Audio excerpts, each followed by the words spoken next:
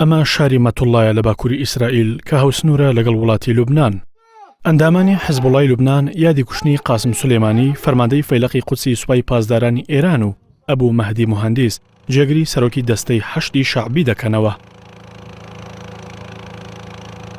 یادەکە لەسەر گردەیەک لەسەر سنووری ئیسرائیل و لوبنان و بە هەڵکردنی ئاڵا دەکرێتەوە.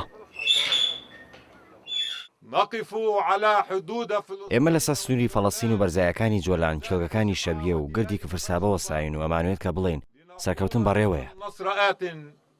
ئەم یادکردنەوەی حزبوڵای لوبنان هاوکاتە لەگەڵ بەڕێوەچوونی خۆپیشاندانێکی بەرفراوان لە شاری بەغدا کە تیایدا لایەنگرانی هەشتی شەعبی شیعە مەزهەب داوای کۆتایی هێنان بە هەژمۆنی ئەمریکا دەکەن لە وڵاتە.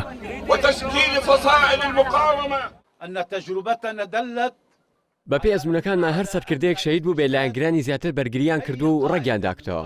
ڕۆژانی خوێنی لایەنگرانمان متمانەمان زیاتر دەکەن و سوورمان دەکەن لەسەر بەدەزێنانی ئامانجەکانمان.